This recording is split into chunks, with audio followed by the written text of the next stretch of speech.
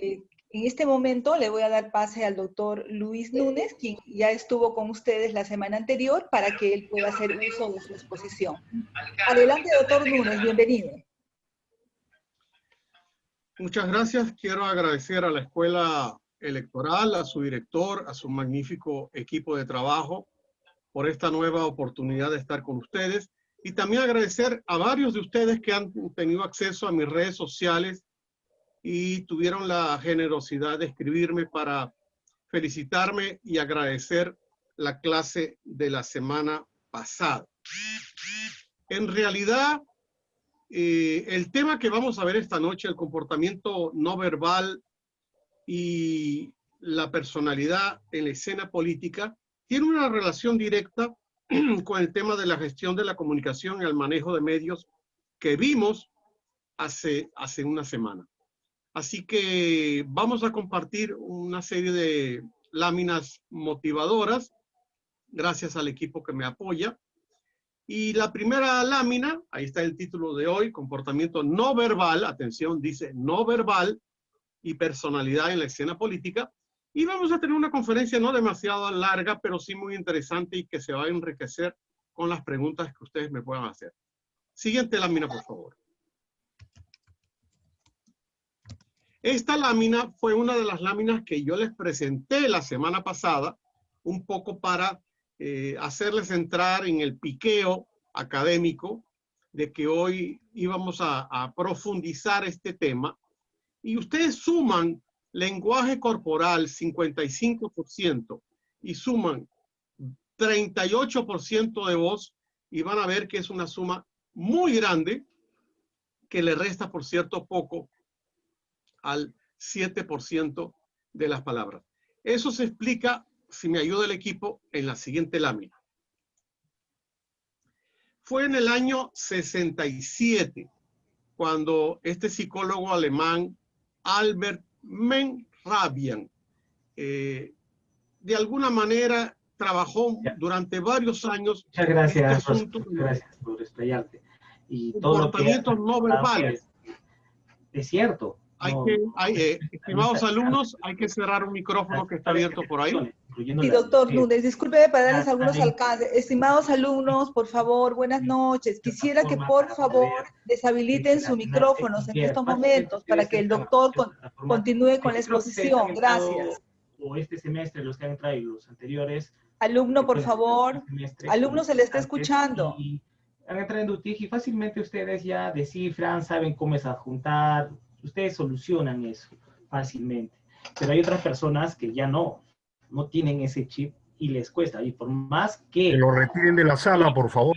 Que para uno sea fácil, ya no están para eso, ¿no? En un artículo también creo que les comenté. Vamos a conocer todo el chisme. Hablaba de que las actuales generaciones, era un artículo de un médico que decía, con un biólogo, que básicamente las nuevas generaciones, los recién nacidos, sus extremidades, en este caso de la mano. ¿Ya se cortó? Buenas noches, disculpen, hay que desactivarle el audio. Parece que está ausente. Sí.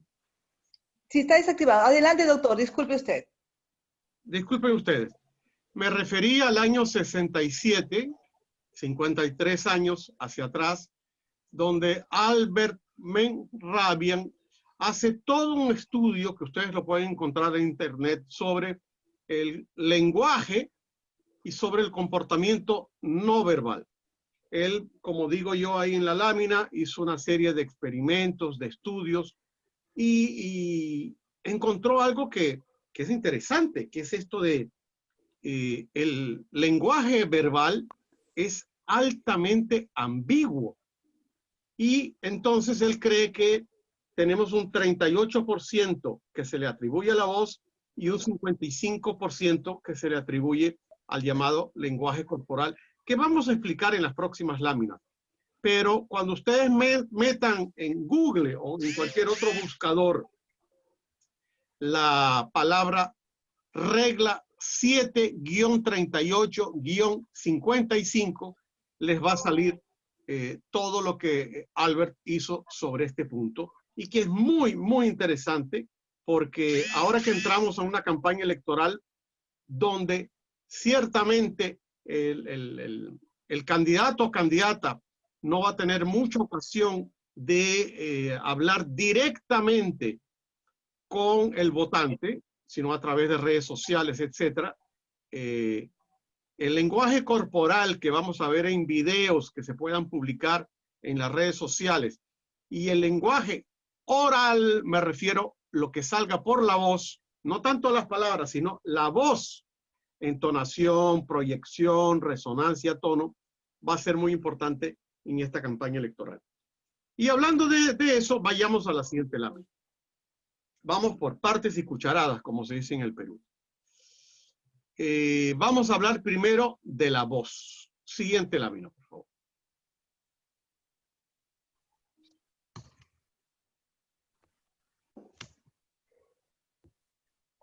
Ustedes van a descubrir lo importante que es la voz y a veces no la tomamos en cuenta. Si me ayudan ahí. Un ratito, doctor. Sí, sí, claro.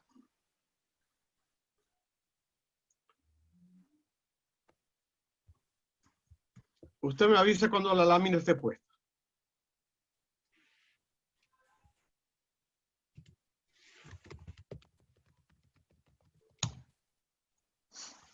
Una más. Esa es. Anterior, por favor. Entonces, este tema de la voz, que yo digo que los políticos no le dan mucha importancia, o los aspirantes a políticos, es muy interesante, porque la voz tiene que ver con la entonación, con la proyección de la voz, no de una imagen, la proyección de la voz, la resonancia y el tono. Y como yo explico ahí, casi nadie se ocupa de esto porque cree que oratoria solamente tiene que ver con las palabras, y no es así. Es más, muchísimos de nosotros tenemos problemas al hablar. No respiramos bien, no pronunciamos bien, tenemos muletillas, que es repetir palabras, porque no conocemos algunas palabras que puedan de alguna manera significar lo mismo. Entonces, vamos a dedicarle unos minutos a este tema, a saber que muchos de los defectos que tenemos en la producción de nuestra voz son corregibles con las llamadas técnicas vocales. Como me dice un médico amigo foniatra, porque los foniatras son los médicos especialistas en la profilaxis de la voz, como vamos a ver más adelante, él me dice, profesor Lucho, siempre hay que aprender a educar y dirigir las partes orgánicas que intervienen en la producción de la voz. Y como yo no soy locutor, ni soy especialista en esto, pero sí en oratoria, le pregunté al médico foniatra, bueno, ¿y qué partes de nuestro cuerpo intervienen en la producción de la voz? Y en la siguiente lámina, con la ayuda de Marjorie, les voy a mostrar qué tanto, de alguna manera interviene en la producción de la voz, qué tantos elementos intervienen en nuestra producción de la voz. Miren ustedes, siguiente lámina.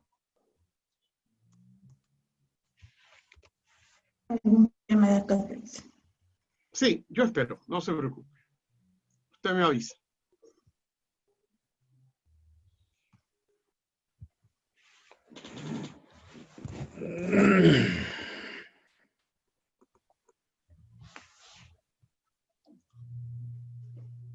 Miren ustedes la cantidad de partes del cuerpo que intervienen en nuestra producción de voz.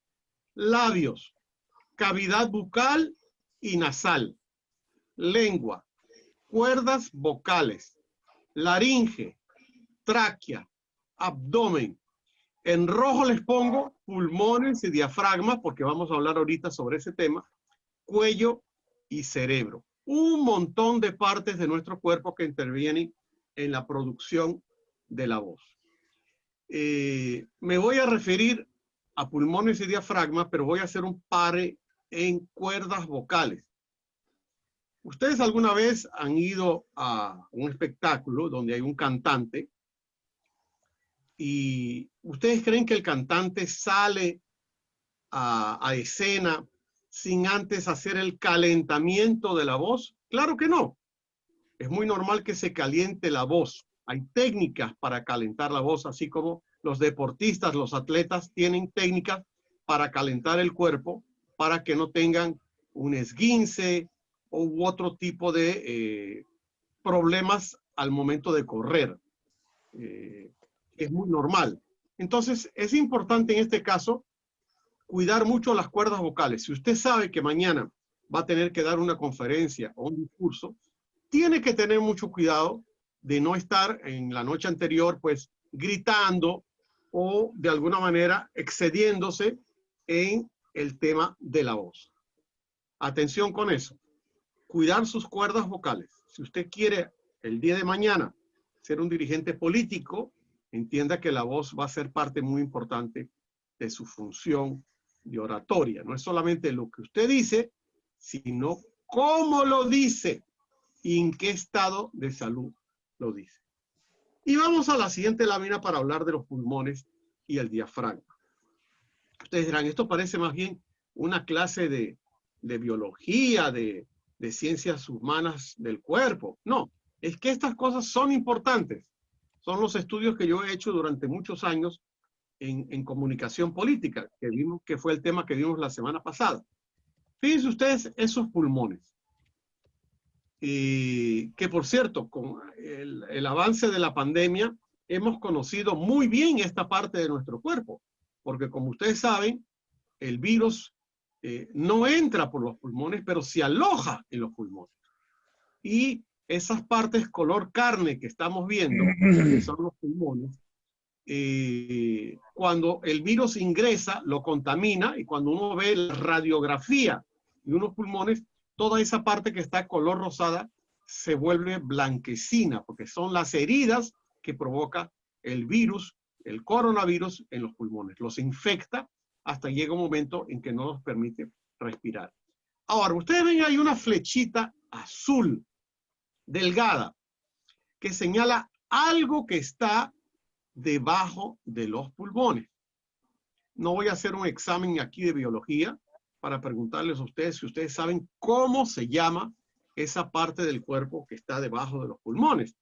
Pero si no se la saben y la quieren estudiar más adelante para entender este fenómeno de la producción de la voz, ese es el llamado diafragma. Y el diafragma es una especie de fuelle, una cosa que se expande y se esconde a manera de dar aire. Realmente es como una parte de nuestro cuerpo donde se produce el oxígeno, el aire que sube. Según muchos foniatras con los cuales yo he estudiado, realmente en Latinoamérica no sabemos respirar bien y utilizamos la parte de arriba. Ustedes ven que los pulmones son agrandados hacia abajo, pero arriba son una especie de dos cabezas de pera. Me dicen ellos que normalmente hablamos mal, no respiramos bien y utilizamos solamente los pedacitos de oxígeno que tenemos en esas cabezas de pera que están arriba, ya pegados a lo que es la tráquea y la laringe. Pero realmente todo nuestro esfuerzo en oxígeno comienza en eso que se llama el célebre diafragma. El diafragma produce el aire, ese oxígeno, que va subiendo hasta nuestra cavidad bucal. Siguiente lámina, por favor, donde se va a explicar mejor todavía lo que yo quiero decirles con lo que estoy hablando. Parece una clase de biología, pero es mucho más que eso. Es la cristalización de los estudios que hay que hacer sobre el lenguaje para entender un poco lo de la voz y, por supuesto, la comunicación. Porque los dirigentes políticos y sociales siempre son comunicadores. Miren ustedes el proceso de inhalación y exhalación. Cuando uno inhala, o sea, toma aire, el diafragma se contrae para recibir ese aire. Cuando uno exhala, el diafragma se relaja y ustedes ven que las flechas del aire van hacia arriba y se distribuyen por todo las dos cavidades del pulmón. Entonces, esto hay que tomarlo muy en cuenta, porque a veces no entendemos el valor que tiene para un orador haber calentado la voz, para un cantante haber calentado la voz, para un deportista haber calentado su cuerpo, y son elementos fundamentales. Al principio uno diría, ¿cómo puede tener esto algo que ver con el comportamiento no verbal? Es que el comportamiento no verbal incluye la voz, pero también incluye la manera en que tú te mueves frente al público. Siguiente lámina, por favor. Entonces, hemos visto qué partes de la voz están distribuidas en todo el cuerpo, que fue una lámina anterior, y ahora ven ustedes qué ingredientes de la voz debo tomar en cuenta si quiero ser un buen orador y necesito manejar mi comportamiento verbal, que lo vimos la semana pasada, no verbal, que lo estamos viendo hoy, y luego mi puesta en escena, porque en el fondo, cuando uno sale a la cancha, uno también se pone en escena. Entonces, elementos a tomar en cuenta: la potencia y el volumen. Alguno que haya manejado una radio sabe que uno puede subir y bajar el volumen. Lo mismo pasa con la potencia y el volumen de nuestra voz. Por ejemplo, a los chicos jóvenes no les gusta aquel estilo de meeting tradicional de los años 80, de los años 90, donde el orador se subía al tabladillo y gritaba. Eso ya fue, dicen los jóvenes. Ya no se utiliza eso de gritar. Entonces, hay que aprender a hablar con un volumen adecuado a lo que uno va a decir. El volumen es importante. El tono de voz, ustedes dirán, bueno, ¿y cómo es el tono de voz? Bueno, el tono de voz va cambiando según la edad que vamos teniendo. Por ejemplo, a los 12, 13 años, cuando pasamos de la niñez a la adolescencia, es muy normal que de vez en cuando se nos salga lo que vulgarmente se llama un gallo. Precisamente porque estamos cambiando el tono de voz y hay gente que tiene problemas vocales que les dura toda la vida, pero la potencia, volumen y el tono de voz son muy importantes. Si subo mucho el tono de voz, me estoy dañando también la garganta. Luego, pronunciación. A veces en Latinoamérica tenemos errores de pronunciación. Nos comemos las eses, añadimos eses donde no hay eses, etcétera, etcétera. Nos comemos la palabra final, la letra final de una palabra.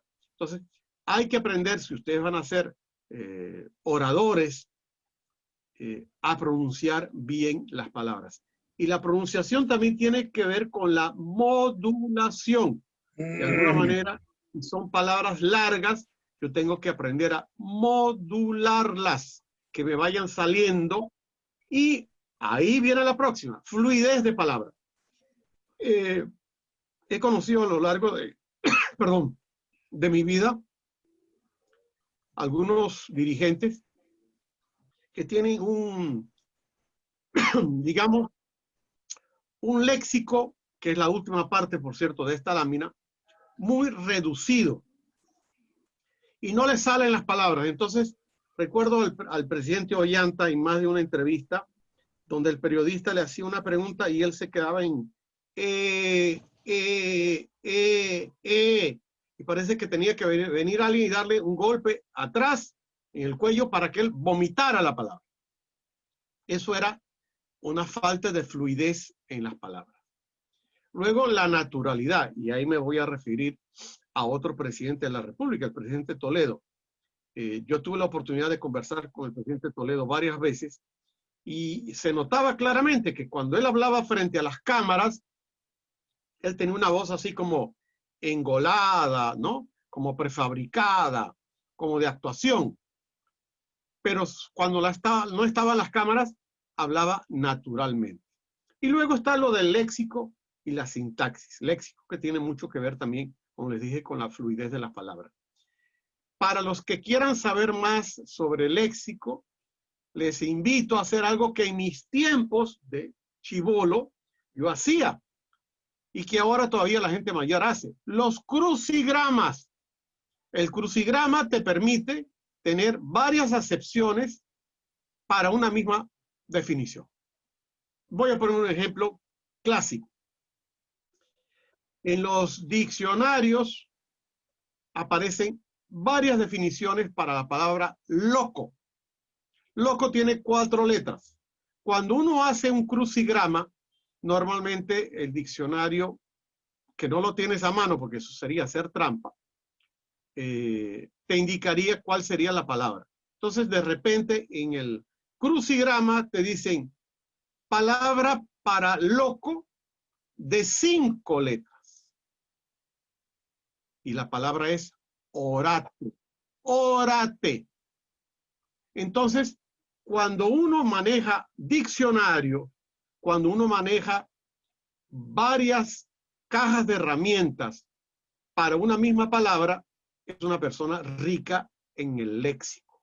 Y la sintaxis tiene que ver con esa capacidad que tú tengas para resumir y no cansar la voz. No te excedas en lo que vas a decir. Di lo concreto que quieras decir y, como lo dije la semana pasada en la otra conferencia, habla como si le estuvieras hablando a un niño de 5 o 6 años para que te pueda entender. Entonces, voy a recapitular. Potencia, que es volumen, tono, pronunciación, modulación, fluidez, naturalidad, que no se te vea artificial, que manejes un buen léxico, tengas tú una buena maleta llena de palabras y también capacidad de sintaxis, que tiene que ver con el léxico. Siguiente lámina. Algo más sobre la voz.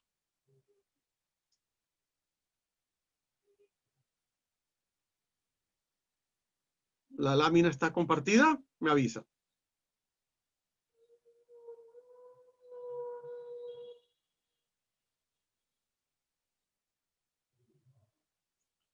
Estamos hablando de la lámina número 9.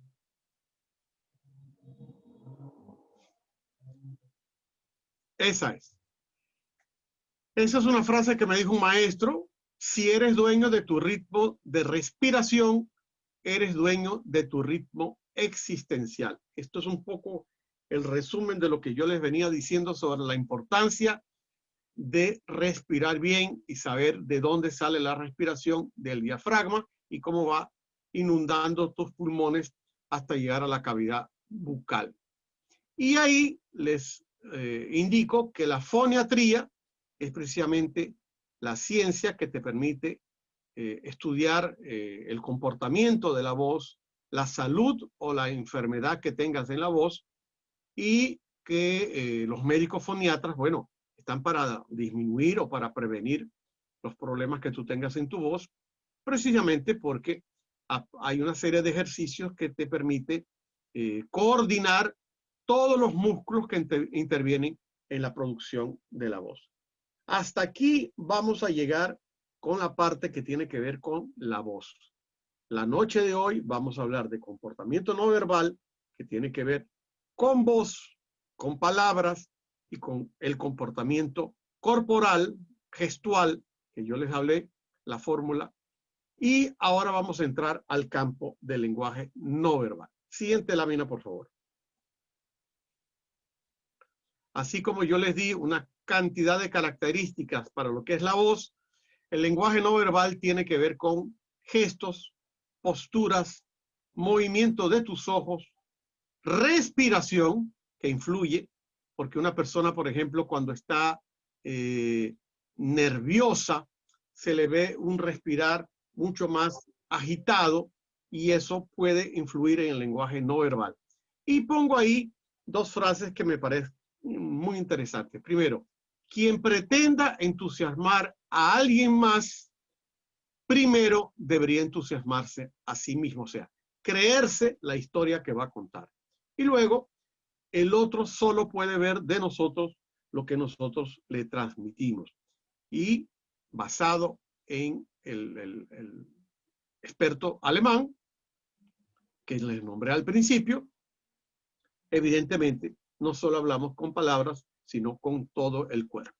El llamado lenguaje no verbal y el tono de voz en todas sus manifestaciones. Siguiente lámina.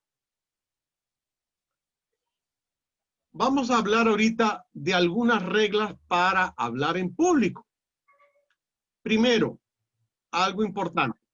La presentación o postura física, como tú te paras. Y alguna gente me dice, profesor, ¿y cómo debo pararme?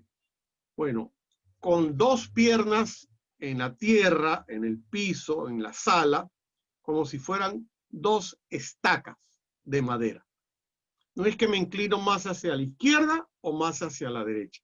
Las dos piernas colocadamente bien en la tierra, en el piso, para que te dé una estabilidad corporal, que es esa que se necesita en el comportamiento no verbal. Y junto con eso, con la postura o presentación física, ¿cómo colocas también tus manos? La gente a veces nerviosa se pone las manos en la espalda, gente que mete las manos en los bolsillos, gente que cruza los brazos. Esos pueden ser signos de inseguridad. El público te lo va a reclamar, es que lo va a percibir de alguna manera. Entonces es muy importante cómo tú te paras con tus dos pies y cómo manejas las manos. Las manos pueden ser bien manejadas, un elemento muy interesante para que te sigan en lo que tú estás diciendo. Por ejemplo, si usas lentes y de repente para llamar la atención del público, te quitas los lentes y te los vuelves a poner. La gente está como muy pendiente de lo que tú estás haciendo. Y luego, la indumentaria y los accesorios. Alguna gente me dirá, ¿cómo es eso? Sí, imagínense, por ejemplo, que me voy a un barrio de Lima, un barrio pobre, un asentamiento humano, a hablar sobre cuando yo llegue al Congreso, voy a trabajar por la reducción de la pobreza. Y sin embargo me fui a dictar esas conferencias o ese conversatorio, lo que sea, con tremendo reloj de oro en mi brazo, una cadenota en mi pecho o unas zapatillas de $400. Lo que yo estoy diciendo no tiene nada que ver con lo que yo estoy transmitiendo. Entonces, indumentaria y accesorios, yo no voy a decir que uno tiene que ir zarrapastroso, sucio, roto, a hablar con la gente de un asentamiento humano, pero hay que conservar el respeto por esas personas. No vayas a exhibir tus riquezas donde la gente está pasando necesidad. Compórtate a la altura de las circunstancias. Entonces, en reglas para hablar en público, en cuanto a cómo decirlo, ten cuidado con tu postura o tu presentación física, que tiene que ver con tu indumentaria y accesorios, con tus manos y tus pies. Y luego, un elemento muy importante, y más ahora que estamos en pandemia, que tenemos una mascarilla puesta y la vamos a mantener durante algunos meses más, es muy importante la mirada, la vista, el contacto visual. Y si ustedes se fijan, yo marco ahí que postura o presentación física y vista tienen que ver con la imagen de la persona que está hablando. Entonces, el contacto visual, cómo vamos a estar con mascarilla, es un enlace que sirve para atrapar a la gente. Nuestros ojos se convierten en nuestra herramienta de captación de las personas, para atrapar a las personas. Y por supuesto, a través de la mirada, de un ceño fruncido, por ejemplo, nosotros trabajamos con la expresión de sentimientos, y esos sentimientos pueden ser amor, ira, etc. Trabajamos con la llamada psicología de las masas, que es un poco, si puedo transmitirle a la persona que me está oyendo, que me está viendo, credulidad, emotividad, mística, y hasta sacar de ellas algo así como un primitivismo. O sea, me meto en las emociones de la gente. ¿Recuerdan la semana pasada que vimos la técnica de los 6 sombreros de Edward de Bono? Tiene que ver con esto. cómo tú a través de tu mirada puedes llevar las personas de un sombrero a otro. Y existe en las reglas para hablar en público una técnica o una regla que se llama la regla de las 3 líneas imaginarias que ustedes ven ahí, esos 3 con círculos, mitad de círculos, y un orador. Cuando ustedes practiquen mucho su lenguaje verbal, su comportamiento no verbal, ustedes van a ver que ustedes entran en un auditorio, a una sala donde hay personas sentadas en diferentes filas, ahorita con la pandemia, conservando la distancia social necesaria, y ustedes pueden decir, ah, bueno, yo sé cuántas personas aprox tengo en la primera fila, cuántos tengo en la segunda fila y cuántos tengo en la última fila. Y con la mirada, yo puedo hacer eficaz la regla de las 3 líneas imaginarias. Miro a los que están delante, miro a los que están en el medio, pero no me olvido de los que están atrás. ¿Para qué? Para que todos se sientan tomados en cuenta por el orador o la oradora. Esto se practica. Esto se practica y con la práctica ustedes pueden llegar a conseguir manejar muy bien el auditorio a través de la regla de las 3 líneas imaginarias. Siguiente lámina. Vamos a hablar para terminar esta parte de lo que yo llamo el orador en sí, o sea, el orador completo. Y yo lo que pretendo es que ese orador que habla un 7%, pero que tiene un comportamiento de mucho mayor porcentaje en cuanto a lo no verbal y a la voz, o sea, a lo gestual y a la voz, ese orador debe ser de alguna manera expresar sinceridad, emotividad, que se identifica con el público y también con lo que está diciendo, que sea fervoroso.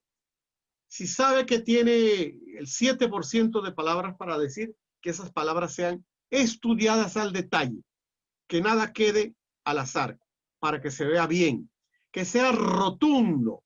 Si voy a hablar poco, tengo un comienzo, un desarrollo y un final conclusivo, para que la persona cuando yo termine de hablar diga, entendí lo que me quiso decir.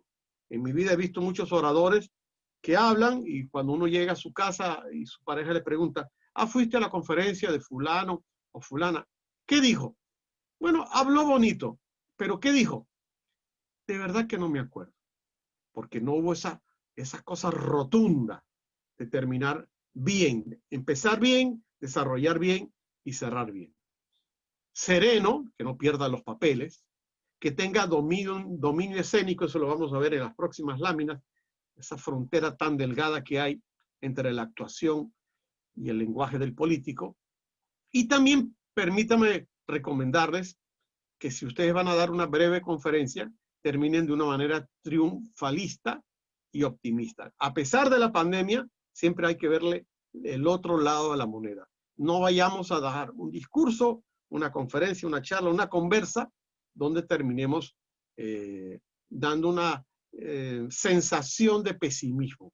El buen orador, con todo su cuerpo, con todas sus palabras y con toda su voz, debería buscar transmitir optimismo y de alguna manera la posibilidad de que a pesar de los problemas, siempre podemos hacer las cosas para mejorar, lo que yo llamo el triunfo del orador. Siguiente lámina, por favor. Es una foto, precisamente, bueno, ahorita ahí están sin distancia social. Si estuviéramos haciendo ese ejercicio de foniatría, de lenguaje no verbal, tendríamos que conservar el 1,5 metros de distancia, pero esto fue grabado en el interior del país cuando se daban estas charlas presenciales, y ahí la facilitadora está enseñando precisamente al público, primero, a saber respirar, y luego a ejercitar la comunicación no verbal y luego lo que uno llama la personalidad en escena, que es lo que viene a continuación. Espero que hasta aquí estemos entendiendo el valor de las palabras, el valor de las no palabras y el valor de la voz. 3 elementos fundamentales en la oratoria y la comunicación, que es un poco el conjunto de aprendizajes que venimos trabajando desde la semana pasada. Pasemos a la lámina 14, porque vamos a calentar entonces ahora los motores. Hemos hablado hasta ahora de comportamiento no verbal y ahora vamos a hablar de ustedes en la escena política. Ustedes dirán, y hay un teatro. Sí, hay un teatro. La política tiene mucho de gestos, de símbolos, de imágenes, de voces, de mensajes, de verbos, que en el fondo es un poco lo que también se hace sobre el escenario de un teatro. Ahí les puse un teatro bellísimo, donde alguna vez ustedes van a dejar de ser espectadores para subirse a las tablas. Ustedes dirán, bueno, ¿y cómo es esto de personalidad en la escena política? Siguiente lámina, por favor. Tiene que ver con esto que el Premio Nobel de la Paz, perdón, el Premio Nobel de la Literatura Peruana, Mario Vargas Llosa, escribió un libro hace años, un libro del cual vamos a hablar en la siguiente lámina, pero que yo recomiendo que si ustedes no han leído, lo puedan adquirir. Me refiero al libro que tiene por nombre La civilización del espectáculo. Ven que es bueno pronunciar detenidamente el título del libro, pronunciarlo bien. La civilización del espectáculo, libro de Mario Vargas Llosa, referida a esta lámina que se llama la espectacularización. Y él explica que hay definitivamente espectáculo entre lo mediático, que son los medios, y el sistema político. Él lo llama los espectáculos de la política.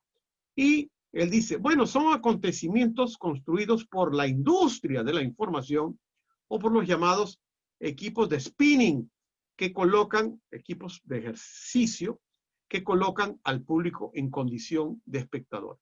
Desde las 5 de la mañana, que empieza Frecuencia Latina, y luego se le une Canal 4, y luego Canal 5, y luego Canal 6 o 9, y luego el Canal del Estado, ustedes van a ver que existe esta espectacularización del espectáculo.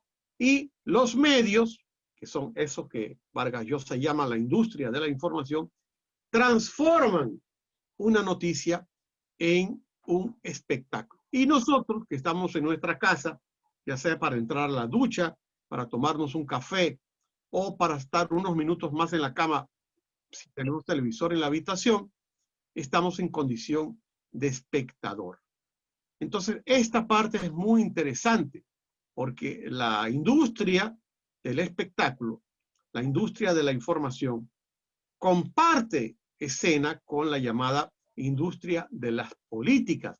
Y ahí es donde se producen eventos, situaciones, discursos, intrigas, y donde eso, los medios, lo que necesitan es el llamado rating. ¿Y qué es el rating? Despertar la atención del público. Uno dice, no, lo que tiene el rating son las novelas, o lo que tiene el rating son los programas de entretenimiento como estos chicos y chicas que se ejercitan a las 7 de la noche en un canal muy conocido. No. También hay rating en los noticieros y en los productos mediáticos, por ejemplo, los domingos en la noche, en lo que se llama el prime time, que son las horas primas del espectáculo mediático que tiene que ver con lo político. Me estoy refiriendo a los programas como 90 de Canal 2, Cuarto Poder o Panorama de Canal 5 o Día D en Canal 9. Esos son programas destinados a lograr la atención del público y eso se basa en el rating. Siguiente lámina es precisamente la lámina de Vargas Llosa.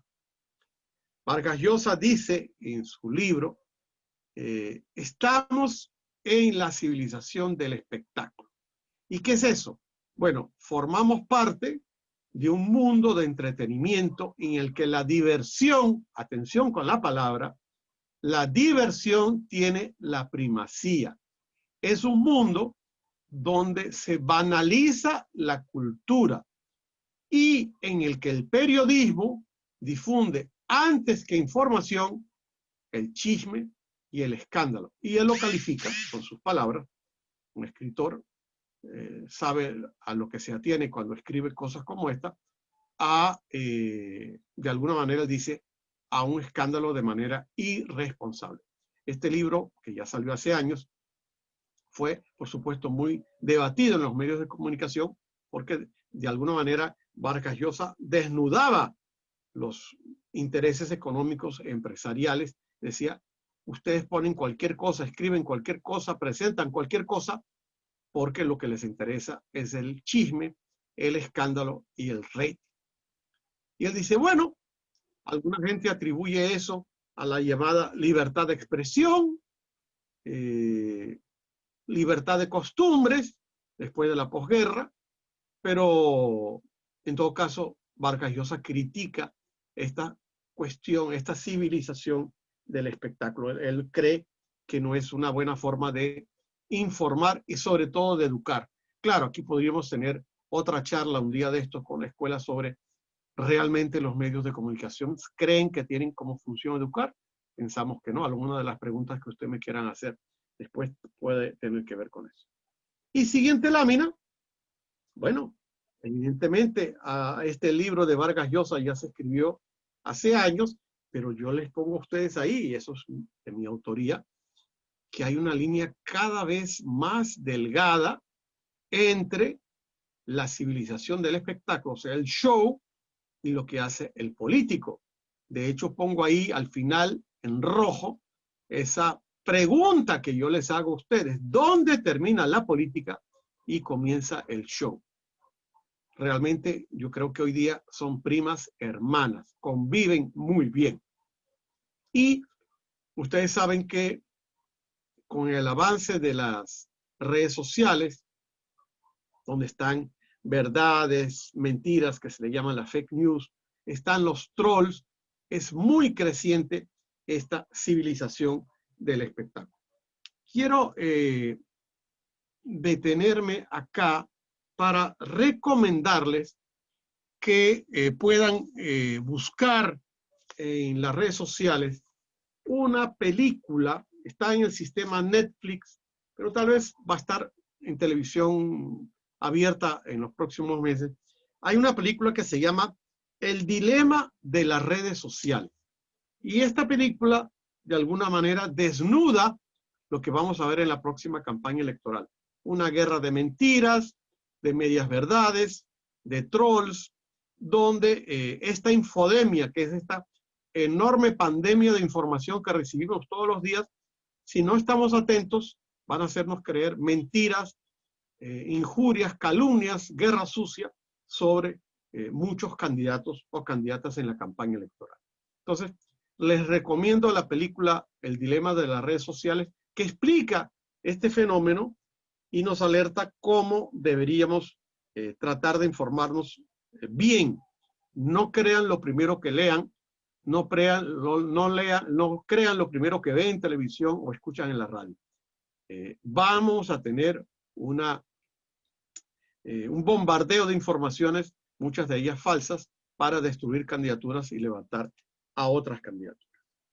Y bueno, como no todo puede ser lamento y crítica, algunos de ustedes me dirían, bueno, ¿y cómo me debo comportar frente a la personalidad en escena? Siguiente lámina, por favor.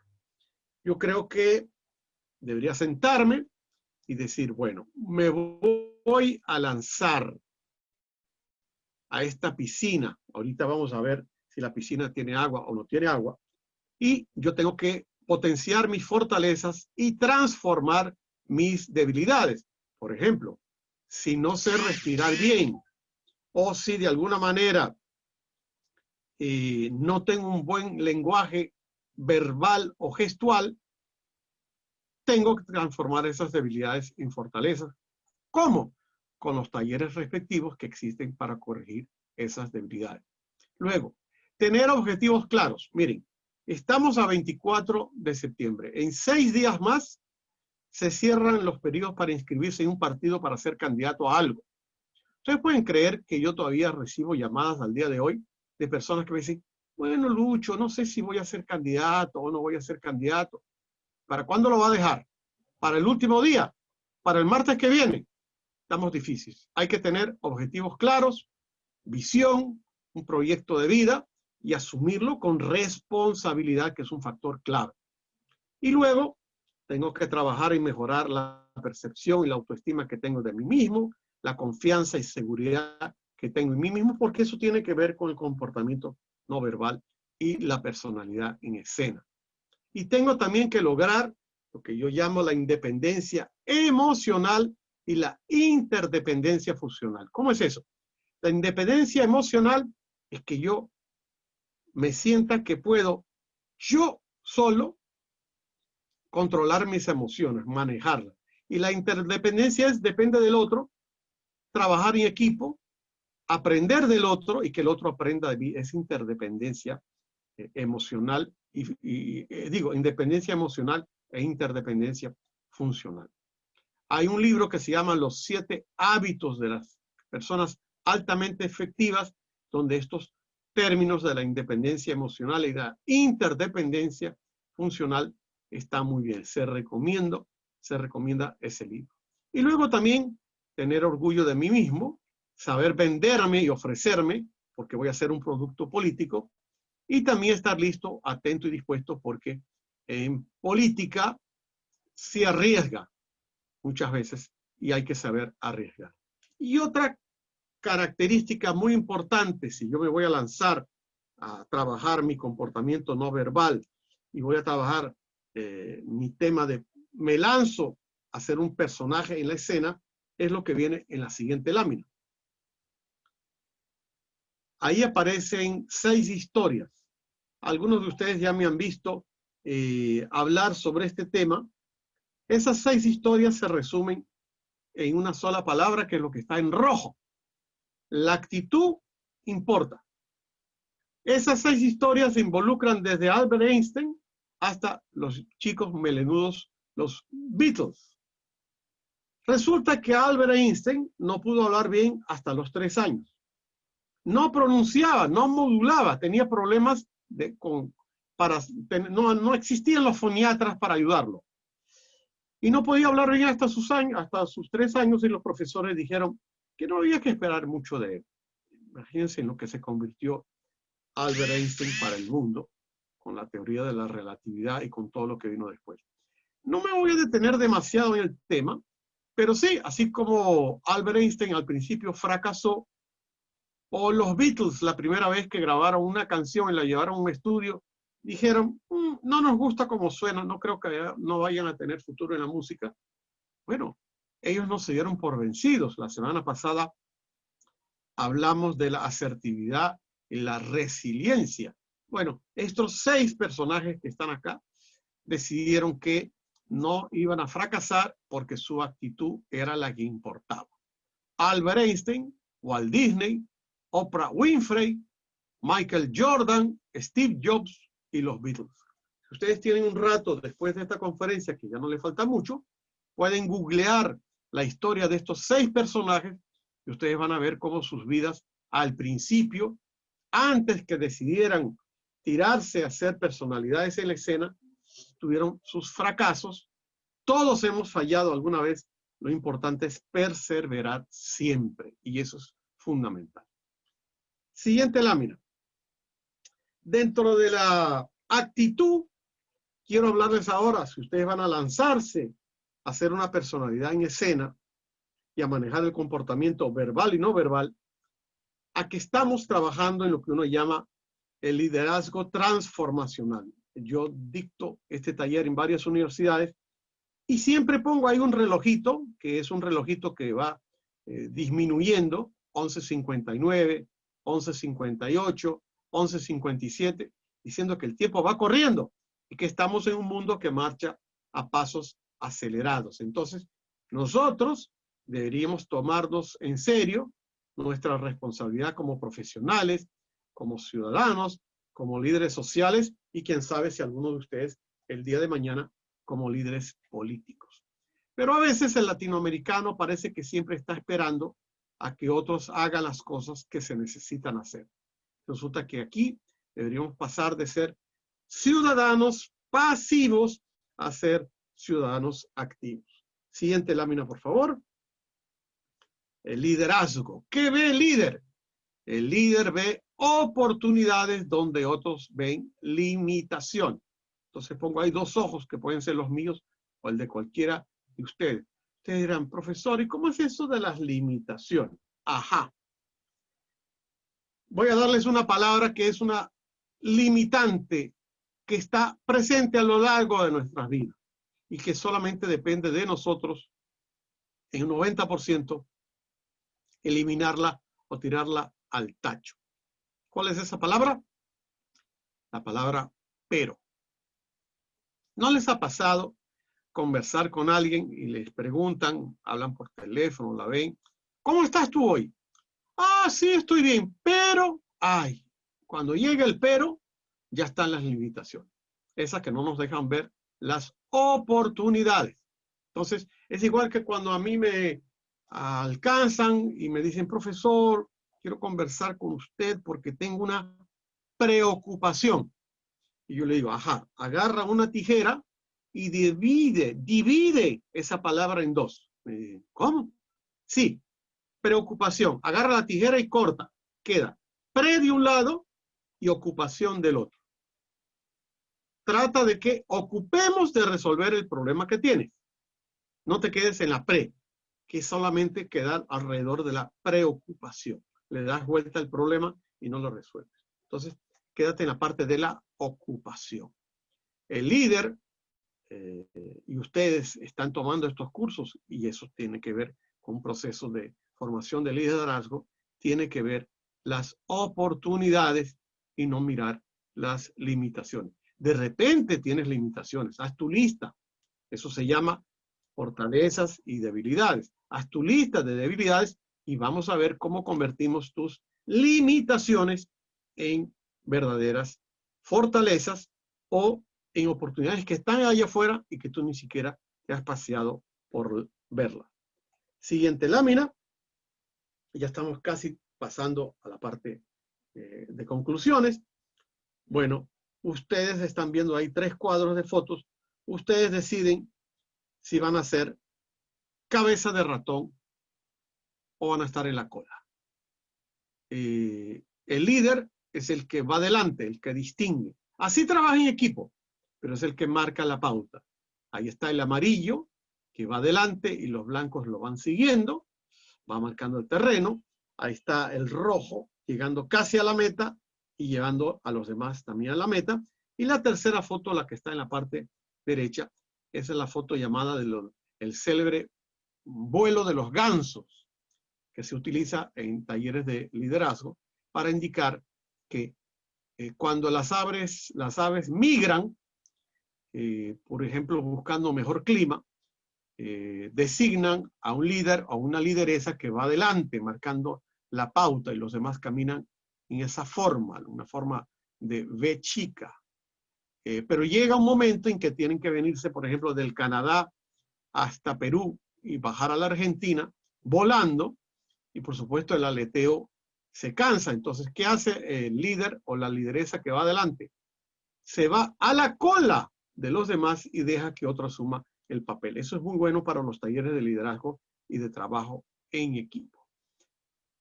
Puedo tener una posición hoy, pero mañana puedo cedérsela a otro. Cosa que es bastante difícil en política.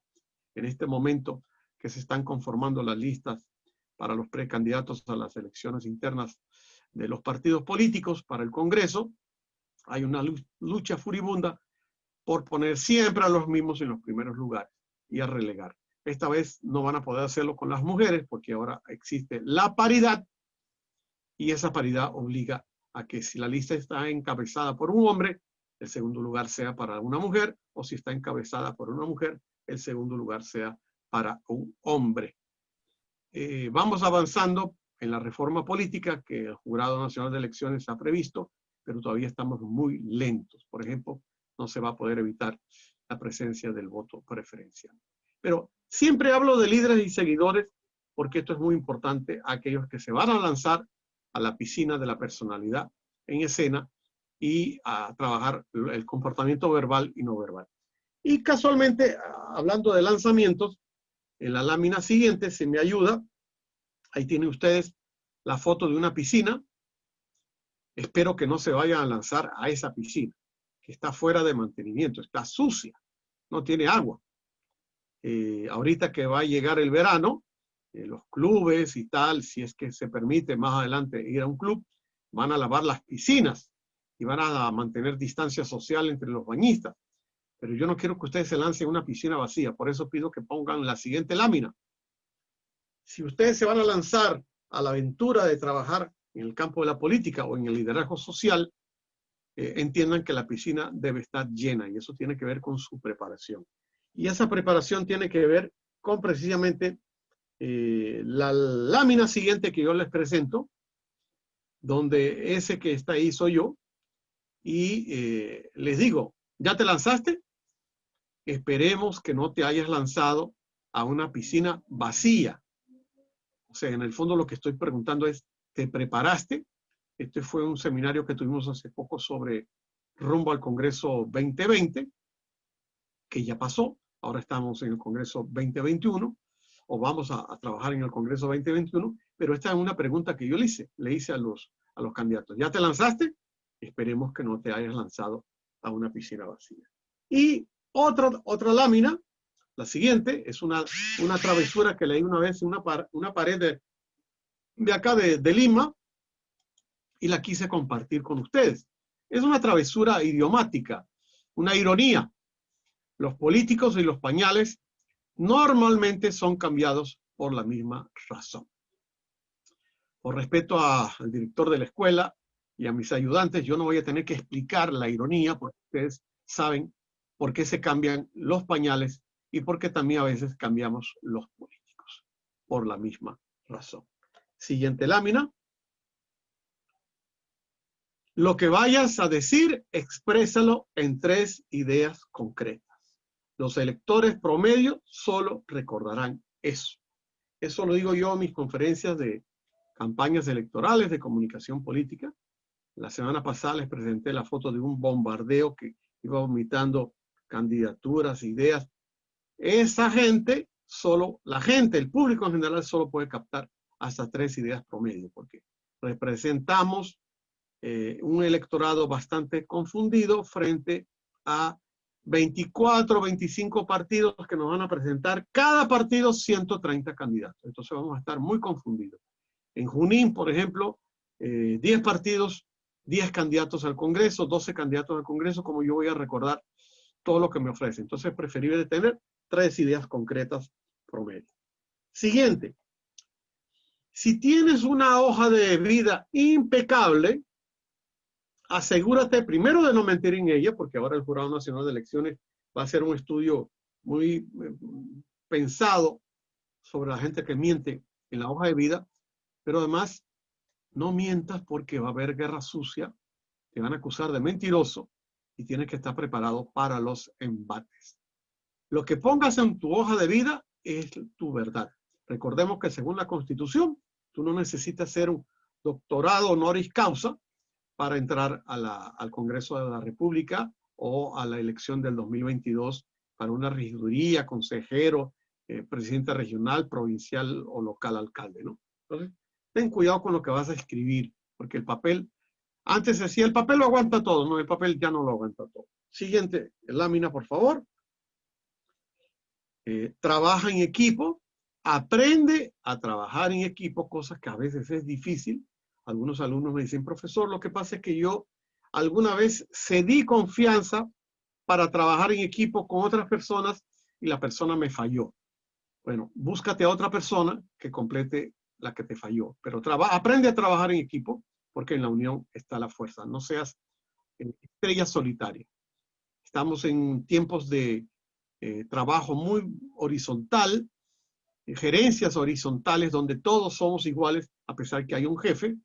Y lo mismo, si vas a lanzarte al Congreso o a cualquier otro cargo, tienes que aprender a trabajar en equipo, porque hoy todo se trabaja en equipo o se debería trabajar en equipo. Siguiente lámina. Si eres candidato, debes saber que esa va a ser tu chamba. No eres ni el jefe de la campaña, ni el responsable de las finanzas. Esa es chamba de otros. Cada quien a lo suyo y todos una suma de esfuerzos. Yo sé que las campañas en América Latina y en el Perú son a veces muy desordenadas, hechas improvisadamente a última hora.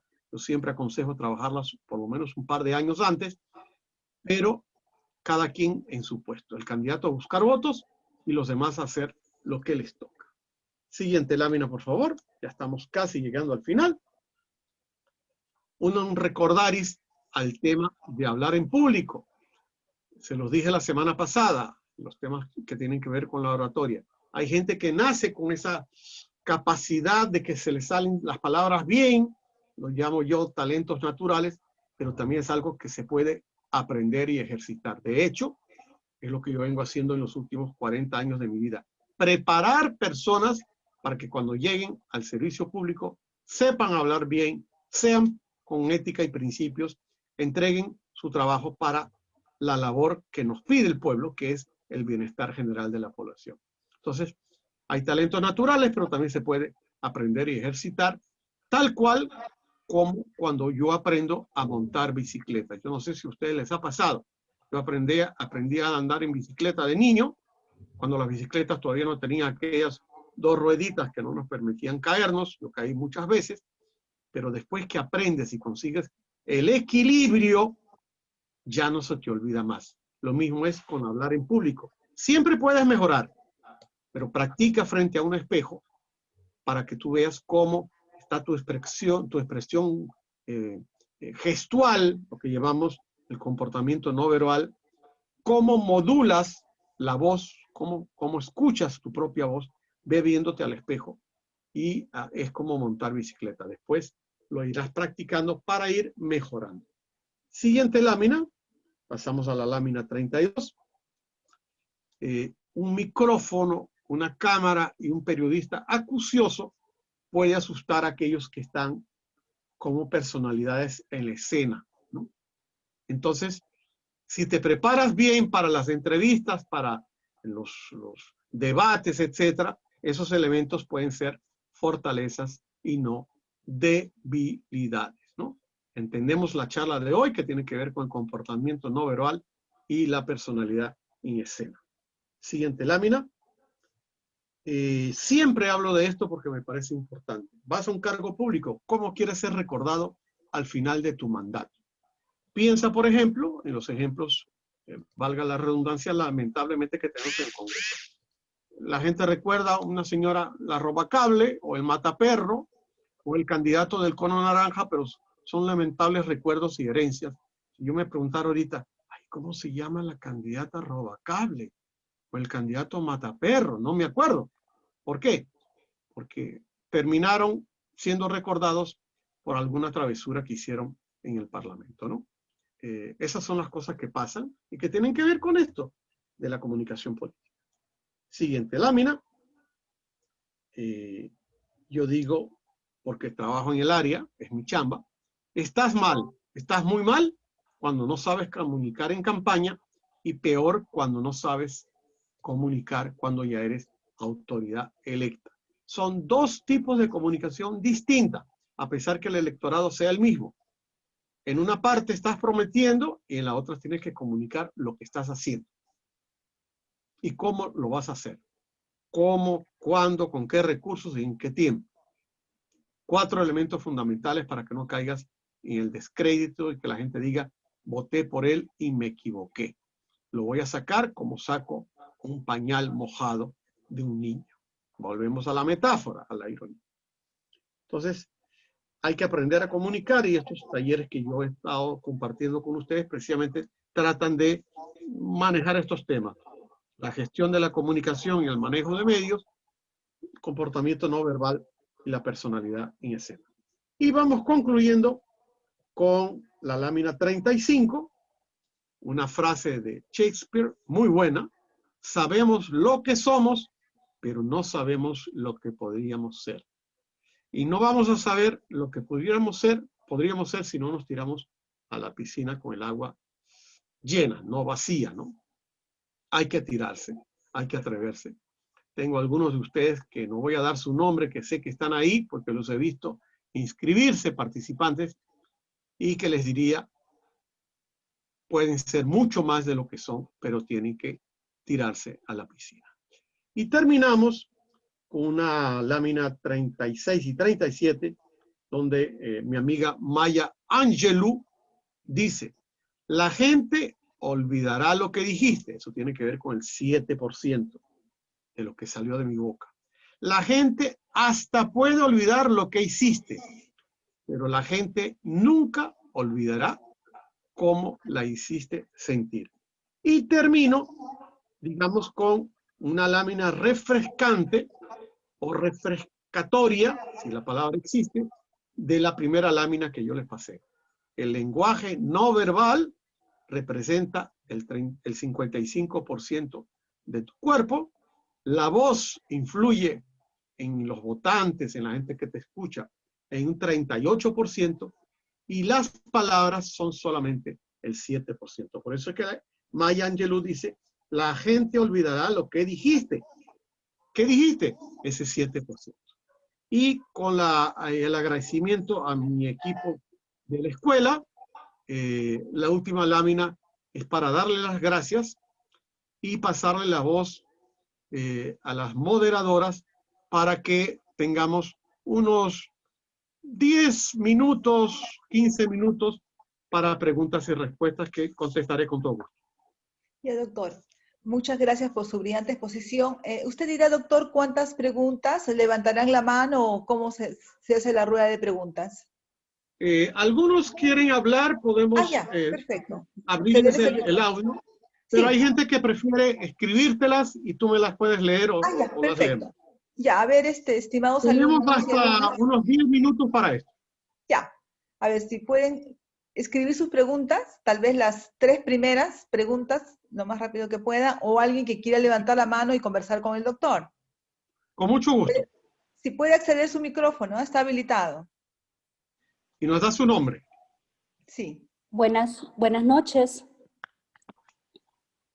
Hola.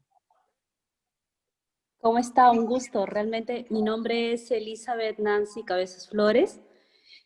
Fui candidata al Congreso en estas últimas elecciones y realmente si estoy aquí inscrita es porque quiero adquirir más conocimiento, sé cuáles son mis puntos débiles y de las cuales por eso estoy aquí.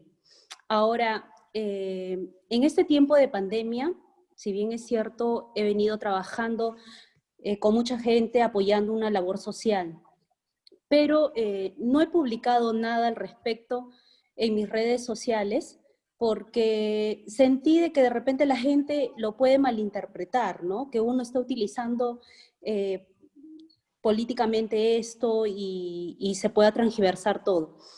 Ahora entiendo que de repente eso no juega mucho en favor porque uno debe ser visible a todo lo que realiza, ¿no?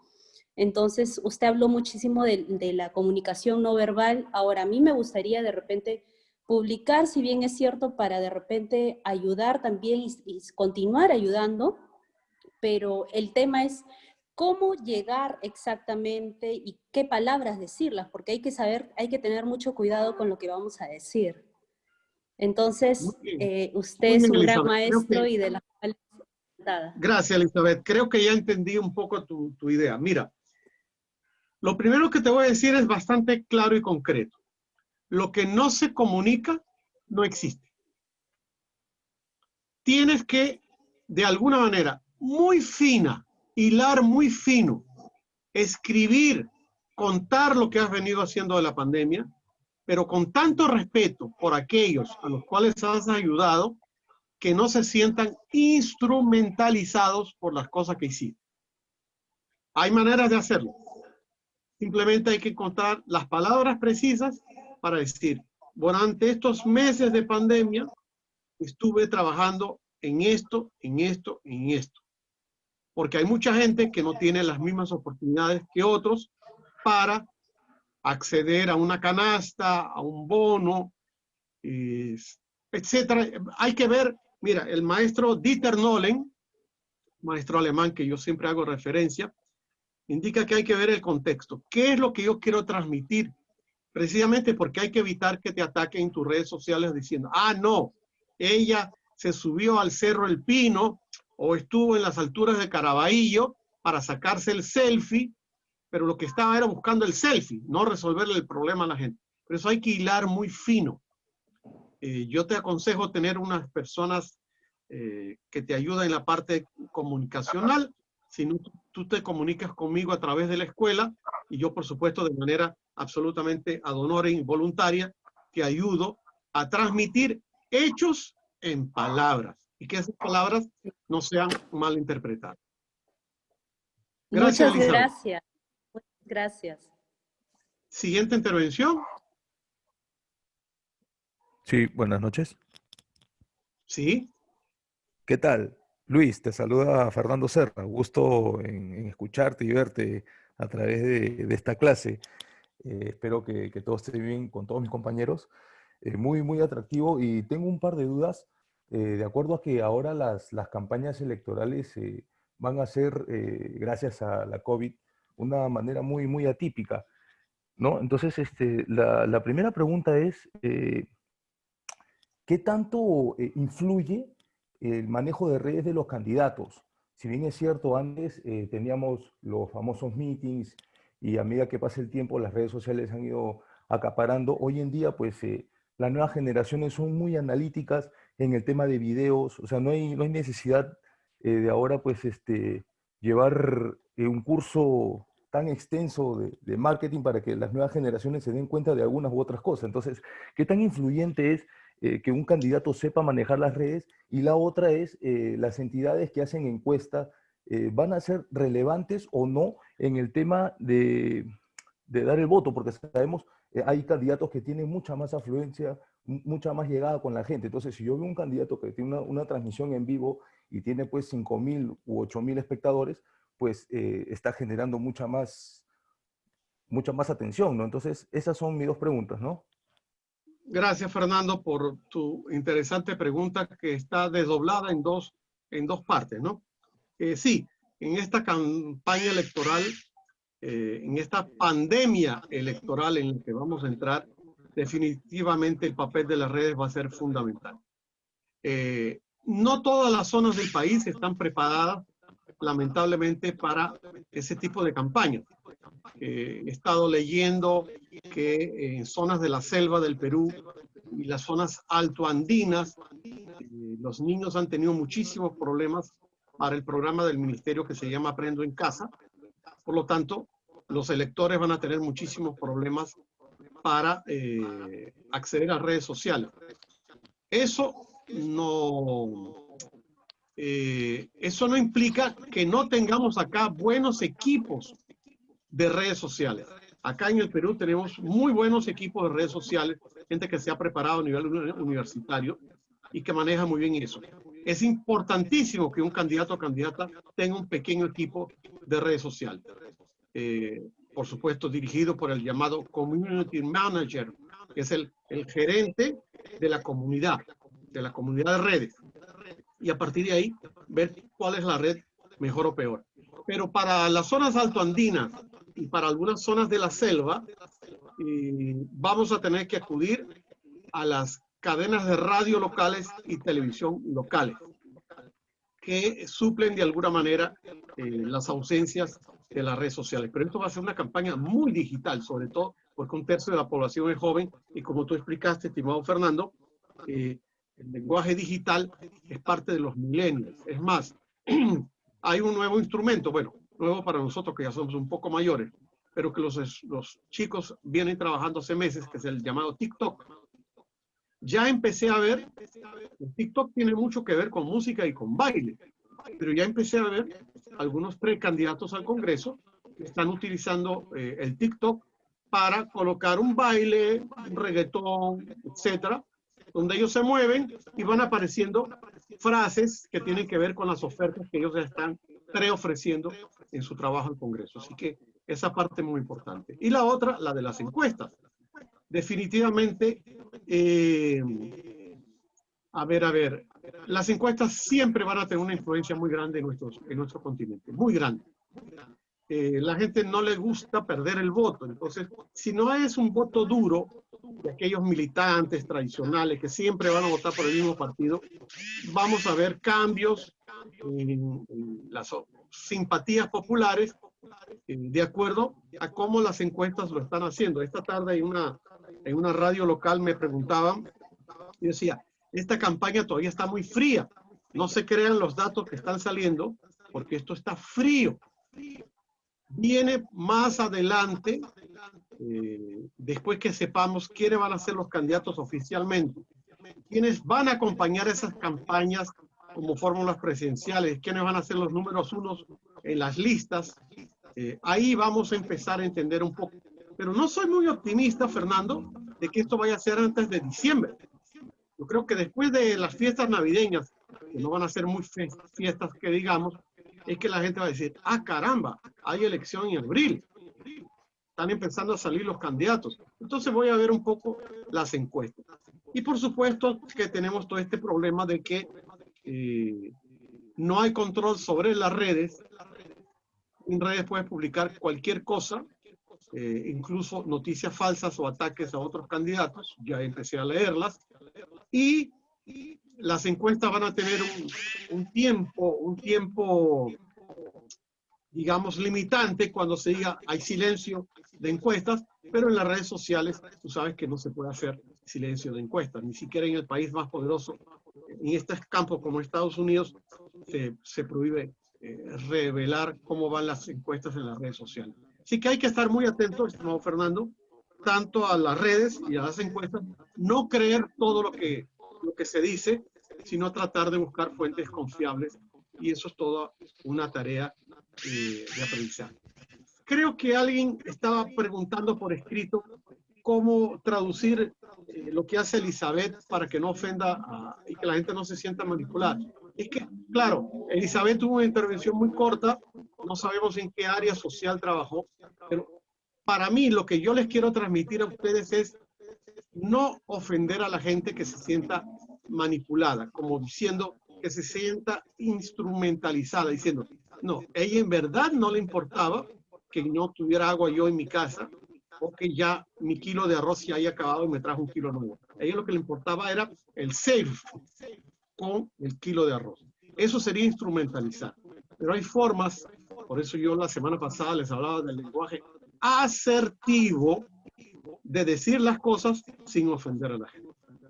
Nos quedan 3 preguntas más, por favor. Cecilia Mendoza, me parece, levantó la mano. Sí, buenas noches. Sí, buenas noches.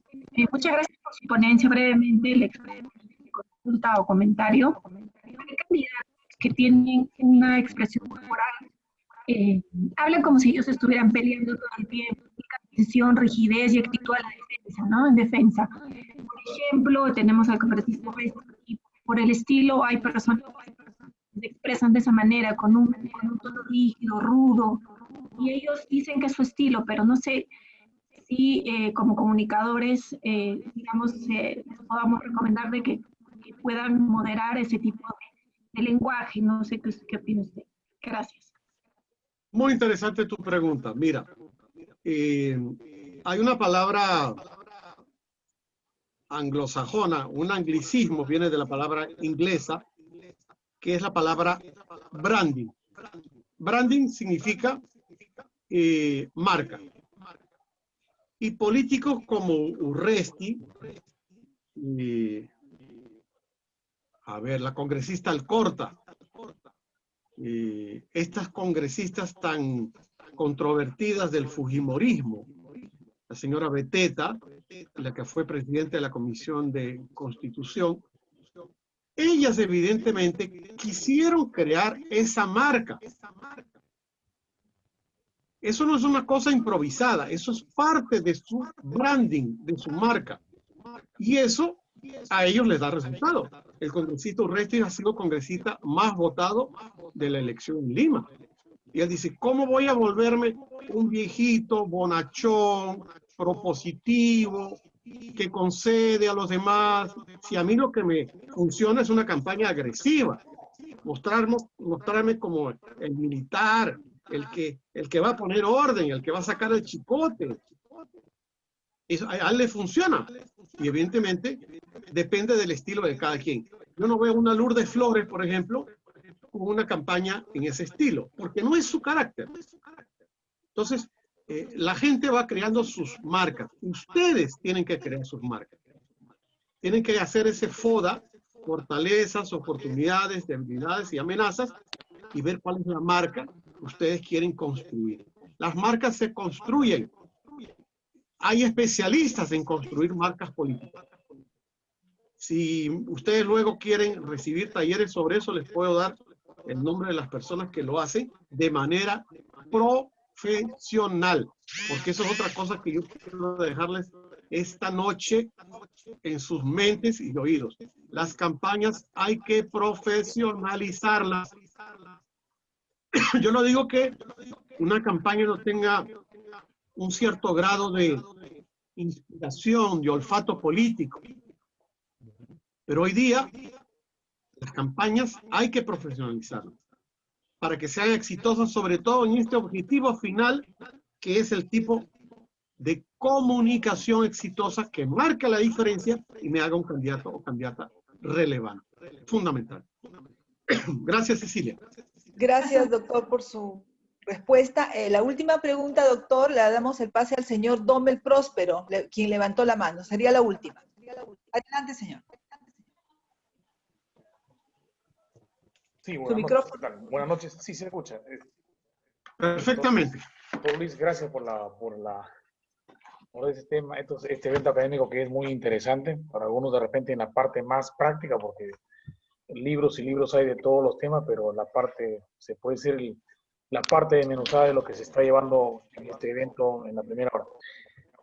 Yo quería, no sé si hacer una aportación.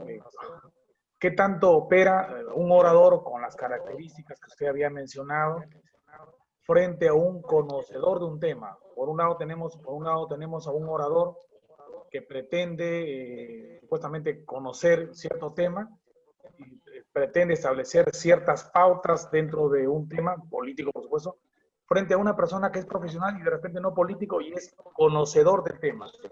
¿Qué tanto podemos tener a un orador frente versus a un conocedor? ¿Cómo es que hoy plantar más se puede decir, esta base para poder, en todo caso, actuar dentro de una campaña política? Claro que sí. Antes de contestarte, hay una persona que está preguntando de qué año es el estudio sobre la comunicación verbal y no verbal. Del año 67. Yo me imagino que la escuela va a compartir con ustedes este PowerPoint y ustedes van a ver los datos ahí de Albert Bernheim, que es el autor alemán de ese estudio en el año 67. Y ustedes me dirán, pero eso pasó hace 53 años. Se ha modificado mucho. No, prácticamente todos los estudios posteriores dicen lo mismo, que se mantiene el porcentaje muy fuerte del lenguaje no verbal, el 7-8% en lo que sale de tu boca, y luego el porcentaje que tiene que ver con la voz del 38%. Con respecto a tu pregunta, es una respuesta que va por dos vías. Ni el que sabe más va a convencer más, ni que el que grita más va a convencer más. Te voy a dar un ejemplo. Hace años asistí a una cumbre de los liberales en el Perú, encabezada precisamente por Vargas Llosa, en un teatro de la Universidad de Lima. Y durante todo el día desfilaron ahí oradores de varios países, gente muy preparada, gente que vociferó frente al auditorio. Estoy hablando de un auditorio donde vimos como 4.000 personas. Y uno de los últimos en intervenir, porque en ese momento se especulaba de que a lo mejor Gastón Acurio iba a entrar a la piscina de la política, uno de los últimos en intervenir fue precisamente Gastón Acurio. Y él, que había estado sentado como 2 horas escuchando a Beatriz Merino, al propio Vargas Llosa y a otros intelectuales latinoamericanos y políticos. Cuando le dieron la palabra, se levantó, miró al auditorio, un poco mirando las reglas de las 3 líneas imaginarias que yo hace rato les nombré, y comenzó diciendo: buenas tardes, yo les voy a hablar desde mi corazón. Te juro, amigo Donald, que todas las intervenciones que habíamos oído durante el día se nos olvidaron. Porque como dice Maya Angelou, no fue lo que dijiste, sino lo que me hiciste sentir. Entonces, el político tiene, a través de los talleres de oratoria, de la comunicación no verbal y de la personalidad en escena, aprender a ver cuál es su fortaleza, cuál es su talento a la hora de dirigirse a un público. Y mezclar lo racional. Ustedes recuerdan la semana pasada que yo coloqué un riel donde el cerebro y el corazón estaban ahí en el filo de la balanza. Saber en qué momento soy un poquito más cerebral en mi propuesta y cuándo voy a ser más emocional. Sabiendo que en América Latina la gente vota por emociones, no vota por razón. Me están pidiendo que dé 2 o 3 respuestas más, con todo gusto, no hay problema, estoy a la orden. Sí, doctor, ya, a ver, habían levantado la mano Juan Carlos, no leo acá el apellido, o quiere, o de la, sí, Juan Carlos Andrade Reyes. Sí, por favor. Sería el que quien sigue. ¿A la orden? Buenas noches, doctor Núñez. ¿Doctor Núñez? Sí, te escucho. No te pegues tanto al micrófono. Ya, buenas noches. Bueno, primero agradecerle por la clase del día de hoy. Y luego para más o menos conversar algo que va directamente a lo que se ha dialogado, ¿no? en esta capacitación.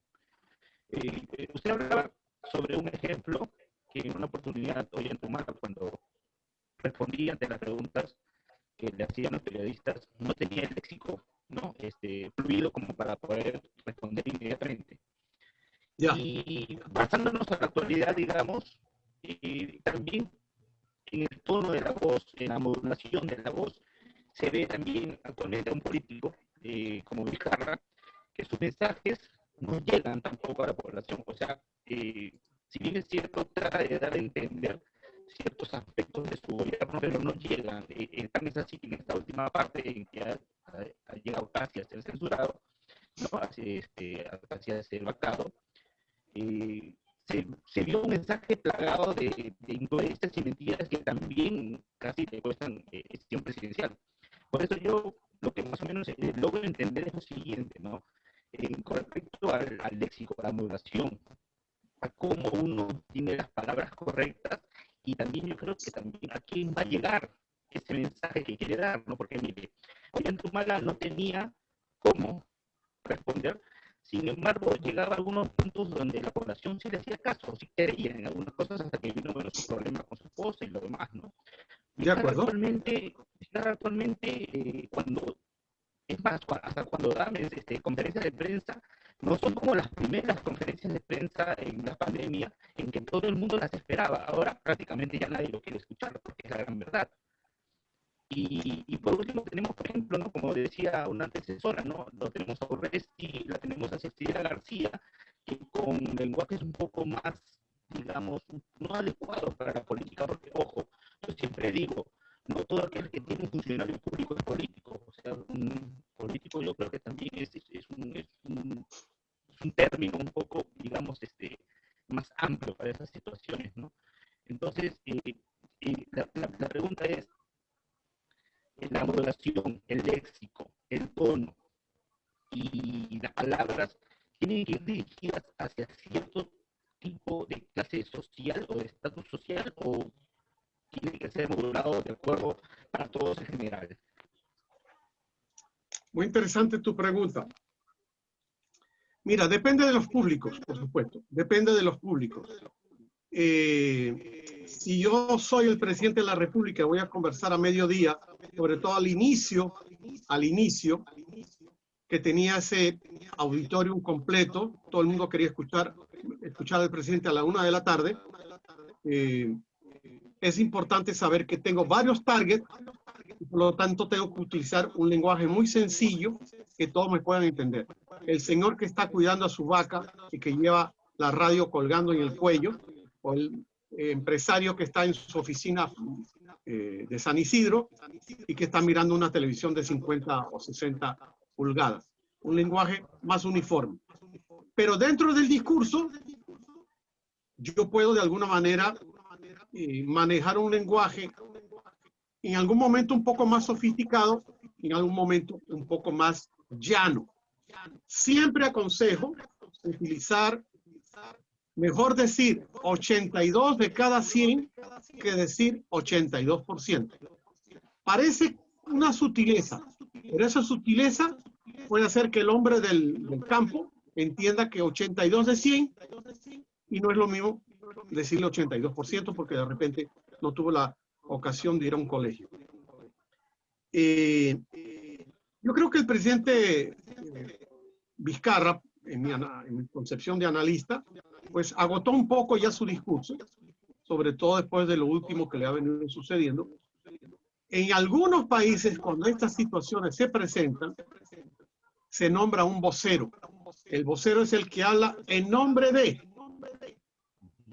Entonces no se desgasta tanto la figura presidencial o ministerial porque se pone un vocero. A mí me han dicho, y en esto no quiero comprometer a la escuela electoral ni al jurado, sino a mi persona por mis contactos. A mí me han dicho que estos ministros de ahora, quitando 2 o 3, los demás se mueren de miedo cuando aparece un periodista o un micrófono. Porque no han recibido el media training. Entonces yo digo, está bien, no te gusta, no has recibido el media training, coloca un vocero. El Ministerio de Transporte y Comunicación, el Ministerio de Vivienda, que son 2 ministerios que tienen unos presupuestos enormes. Si no comunican lo que vienen haciendo, ¿cuál es la sensación de la población? Que no están haciendo nada. Entonces hay que tener comunicólogos, personas que informen lo que yo estoy haciendo con la plata que ustedes me están dando los contribuyentes. Y casi siempre los gobiernos fallan en la manera de comunicar. Y como dije, lo repito, no es lo mismo comunicar en campaña que comunicar cuando ya eres autoridad electa. Entonces, el target ahí es muy importante. Y voy a hacer un comentario antes de ir a la próxima pregunta. Ya estamos casi llegando al final. Alguna gente ha escrito por ahí algo sobre el populismo. Por supuesto que esto va a ser una campaña muy populista. ¿Por qué? Porque estamos en una pandemia social, económica, donde hay mucha gente que se gastó todo y está sumamente endeudada, y van a ver aquellos candidatos que te van a decir, vota por mí, yo te voy a resolver todos tus problemas. Tú pones la mano y yo te voy a dar de comer, te voy a dar de beber, te voy a resolver todo. Pero que no te van a decir cómo, porque ese es el populismo. Entonces, mucha atención, porque candidatos populistas, si vamos a tener como 30, les puedo garantizar que más de la mitad van a ofrecer el oro y el moro para que tú votes por él. Pero espera después que gobierne. Ayer casualmente dicté con 2 compañeros de la Universidad Camilo José Cela de España una conferencia llamada El populismo en época de pandemia. Vamos a ver mucha gente que por la desesperación va a decir, pero ese me promete que me va a dar todo. Vamos a ver qué pasa. Yo apelo a la conciencia del elector y que los candidatos populistas entiendan que engañar al pueblo no es la mejor forma de ir a una elección. Por eso es mi opinión, no comprometo al jurado ni a la escuela en este comentario. Me queda, de verdad, ahora sí me quedan tiempo para 2 preguntas más. Si ustedes quieren conversar conmigo luego, en la escuela le pueden dar mi correo electrónico y yo soy bueno contestando correos. Doctor, disculpe, tengo una pregunta de la participante Catherine Hidalgo, que le pregunta lo siguiente en el chat. ¿Qué opina sobre la estrategia de usar memes en campañas en redes para acercarse a los jóvenes usando ironía y humor? Muy bien. Catherine, interesantísima tu pregunta. A pesar que yo pueda pertenecer a una generación que no conoció esa etapa de los memes y de las ironías en los medios, las ironías más que sí, porque las ironías vienen de mucho más atrás, pero los memes no, el TikTok tampoco. A pesar que yo pueda no gustarme ese tipo de cosas, eso es inevitable, porque marca una diferencia. Un meme que se haga viralizar te marca. Voy a dar un ejemplo más concreto todavía. La semana pasada tuvimos el pedido de vacancia del presidente Vizcarra. Y en mitad del debate, ustedes vieron que la congresista María Bartolo, absolutamente desconocida, ni yo sabía que existía la congresista Bartolo, no sabía ni qué partido tenía, se le ocurrió comparar a los congresistas ahí presentes y a los que estaban mirando por cámara con Shakira y una de sus canciones. Bueno, a los 5 minutos eso se convirtió en un meme y se convirtió en viral. En todas las tendencias aparecía los congresistas shakiros. ¿A qué me refiero con eso? A que la congresista Bartolo, con todo respeto, va a tener 8 o 9 meses más para hacer sus proyectos de ley, pero a menos que saque una cosa espectacular, cuando se vaya del Congreso y le digan, allá va la congresista Shakira. Porque así funcionamos en base a etiquetas, a memes, a ironías, algunas travesuras también en materia de caricaturas, pero así somos, pues. Que es parte de ser latinoamericanos, que a pesar de las tristezas, todavía podemos reírnos de nuestras propias tragedias. Pero sí, Catherine, los memes van a estar muy presentes en la campaña electoral.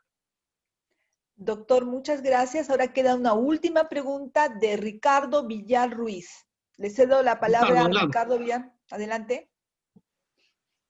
Doctor Núñez, buenas noches también a todos.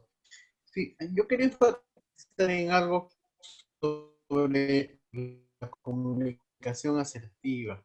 Es bien cierto lo que usted me muestra en las cifras, que el 7% es lenguaje verbal, se puede quedar en el aire, pero la comunicación asertiva aquí juega un papel muy importante. Parece contradictorio lo que voy a decir ahora, pero a veces decir sí es negativo y a veces decir no es positivo. Y todos creo hemos vivido la última etapa, o hace poco vivimos una etapa donde la revocatoria, por ejemplo, se trabajó mucho con el sí y mucho con el no, y al final, miren ese no, cómo salió ganando, ¿no? Entonces, es necesario enfatizar en qué palabra poner adecuadamente, ¿no? Cuando un político, por ejemplo, nos habla del crecimiento negativo de la economía, o sea, nos está hablando incluso, sigue hablándonos incluso de crecimiento, cuando todos sabemos que la verdad o el concepto en sí es otro, ¿no? Entonces yo creo que debemos enfatizar también en el uso adecuado de las palabras, como usted decía, ¿no? Absolutamente de acuerdo contigo, Ricardo. Ese 7% debería ser prácticamente un 7% de palabras asertivas. Y esto que tú estás diciendo sobre de crecimiento, eso se llama en gramática los eufemismos, que son formas de decir las cosas que no suenen tan fuerte. No es lo mismo decir, hay un grupo de negros fregándole la vida a Donald Trump en varias ciudades de Estados Unidos, que decir, hay un conjunto de ciudadanos afroamericanos. ¿Ven? El eufemismo, cómo te modifica el sentido de lo que tú quieres decir. Entonces, ese 7% debería ser de lenguaje absolutamente asertivo. Y quiero despedirme dándoles las gracias por sus intervenciones, sus interesantes preguntas, recomendándoles, ya que estamos hablando de las personalidades en escena, un libro sobre teatro que se puede bajar de internet. Es el libro de Stanislavski. Stanislavski.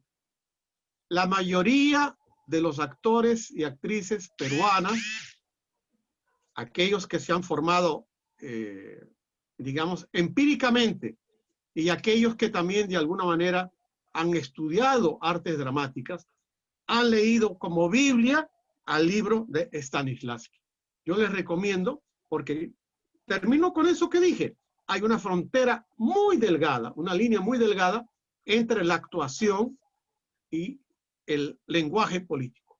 El hablado, el verbal, o sea, el no verbal también y la voz. Entonces, hay que aprender técnicas de actuación, no para engañar al público, sino para que eso construya nuestro discurso más sólido, en eso que llamo pararte en tus dos pies y tus dos piernas, manejar bien tu lenguaje gestual para convencer, porque en el fondo la oratoria lo que pretende es enamorar a la gente de lo que tú le estás diciendo. De nuevo, muchísimas gracias a todos. Ha sido una conversación muy interesante. La escuela tiene mis datos para aquellos que deseen conversar conmigo. Agradezco al staff de la escuela y a su director por esta oportunidad. Y pronto nos volveremos a ver porque esto va a seguir, ¿eh? Esto se va a poner bueno y hay que calentar los motores para una campaña que va a tener problemas, pero va a ser una campaña a su vez muy interesante. Muy buenas noches. Doctor Núñez, buenas noches. Le agradecemos mucho en nombre del doctor Yuri Chessman Olechea, director de la escuela, en nombre mío y de mi colega Manjuri, por estar usted con nosotros aquí, con esta clase tan excelente, como siempre usted tan brillante, doctor. Antes de que se pudiera retirar, queríamos tomarnos una foto, Manjuri nos va a tomar. Queridos alumnos y alumnas, por favor, enciendan su cámara para tomarnos la foto institucional, que es la que nos piden. Como comprenderán y como acaba de decir el doctor, estamos aprendiendo de la pandemia. Las clases serán virtuales y tenemos para varios meses más que estaremos pues así trabajando de esta manera, ¿no? Desde escuela y con mucho gusto atendiéndoles a ustedes, ¿no? Gracias, doctor. A ver, Manjuri, tú nos dirás para... Por favor, enciendan sus cámaras, voy a las demás láminas. Alumnos, alumnas, enciendan sus cámaras. Vamos a tomar la foto, por favor. Por favor, enciendan sus cámaras. César, Abel, Giancarlo, Claudia, Zulema, Valeria, Cintia, María Virginia, Ángel Palma, Juan Daniel. Sus cámaras, por favor, para la foto. Sus cámaras, por favor. Jenny, aprovecho, Sí, doctor, aprovecho para... Algunos alumnos están escribiendo que si ustedes pueden compartir luego, yo me voy a retirar después de la foto, compartir mi correo electrónico, no hay problema en dárselo, con todo gusto. Está bien. Ya, doctor, cómo no, con mucho gusto. Les haremos llegar a todos. La foto. ¿Ya sacaron la foto? Ya está. Ya, doctor, gracias.